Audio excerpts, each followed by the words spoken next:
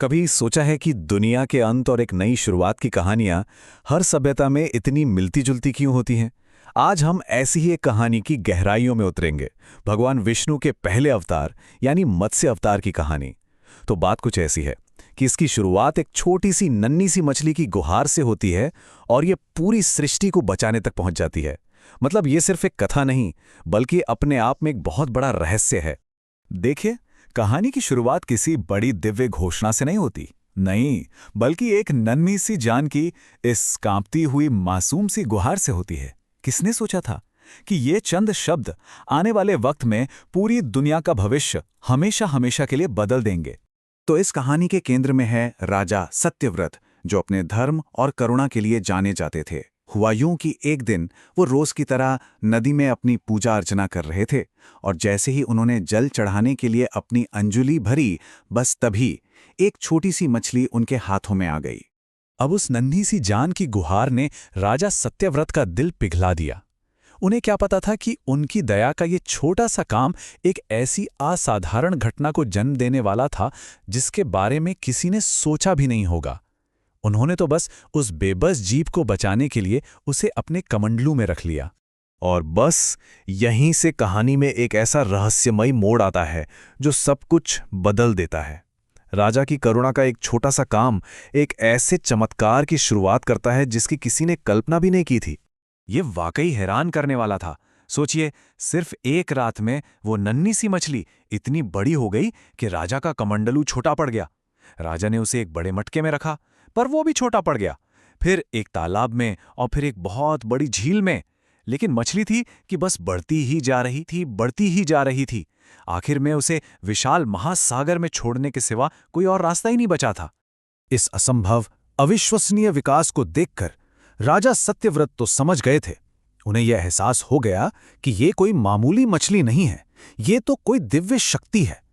लेकिन अब उनके मन में एक ही सवाल घूम रहा था, आखिर ये है कौन?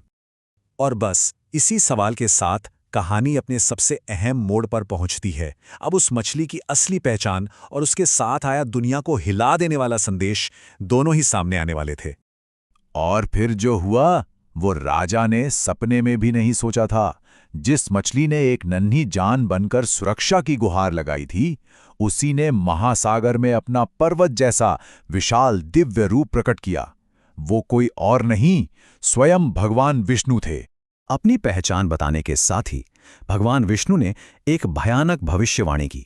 उन्होंने राजा को बताया कि बहुत जल्द एक महाप्रलय आने वाला है, एक ऐसी बाढ़ जो पूरी सृष्टि को, सब कुछ को अपने अंदर समा लेगी।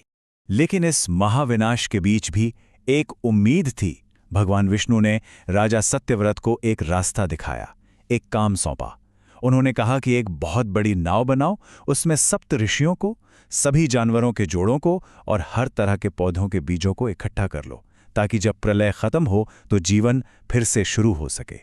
तो अब लगता है कि मिशन सीधा है, जीवन बचाना है। लेकिन रुकिए, कहानी का असली मकसद इससे भी कहीं ज्यादा गहरा था। ये सिर्फ जीवन बचाने का मिशन नहीं था, ये ज्ञान और भविष्य को बचाने का एक दोहरा मिशन था। और फिर भविष्यवाणी सच हुई। मूसलाधार बारिश होने लगी, चारों तरफ बस पानी ही पानी, पूरी दुनिया लहरों के नीचे डूब रही थी। राजा सत्यव्रत ने अपनी नाव में सभी को लेकर विष्णु की आज्ञा का पालन किया, और जैसे ही मत्स्य रूपी विष्णु प्रकट हुए, उन्होंने नागराज वासुकी को रस्सी बनाकर नाव को उनके सींग से बांध दिया। और इसी के साथ शुरू हुई तूफानी लहरों के बीच एक अनंत यात्रा। लेकिन मुसीबत सिर्फ प्रलय की नहीं थी। ठीक उसी समय हयग्रीव नाम के एक असुर ने सृष्टि के ज्ञान का स्रोत यानी चारों वेदों को चुरा लिया और उन्हें समुद्र की गहराइयों में कहीं छिपा दिया। सोचिए, अगर जीवन बच भी जाए लेकिन ज्ञान ही न रहे तो उस नई दुनिया का क्या होगा? और यहीं पर मत्स्य अवतार का असली दोहरा मकसद पूरा होता है।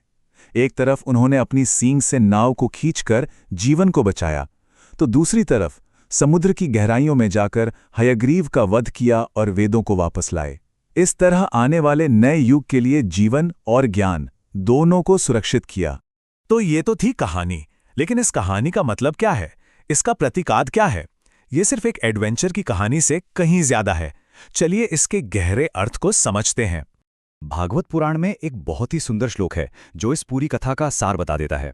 प्रलय पयोधि जले धृतवांसी वेदम विहित वहित्र चरित्र मखेदम केशव धृत मीन शरीर जय जगदीश हरे। इसका मतलब बहुत सरल और गहरा है। हे केशव, आपने मछली का शरीर धारण करके प्रलय के सागर से वेदों की रक्षा की। हे ब्रह्मांड के स्वामी, आपकी जय हो। तो चलिए एक नज़र में इस पूरी कहानी को समेटते हैं। अवतार कौन? मत्स्य यानी मछली। नायक धर्मपरायण राजा सत्यव्रत। और मकसद एक नहीं बल्कि दो। पहला महाप्रलय से जीवन को बचाना और दूसरा हयग्रीव से ज्ञान यानी वेदों की रक्षा करना। और यहीं पर आकर एक बहुत ही दिलचस्प सवाल खड़ा होता है। महाप्रलय की कहानियां दुनिया भर की अलग अलग सभ्यताओं और संस्कृतियों में मिलती हैं। तो सवाल यह है कि विनाश के बाद फिर से एक नई शुरुआत की ये प्राचीन कहानी आज के समय में हमारे लिए क्या संदेश रखती है? इस पर विचार जरूर कीजिएगा।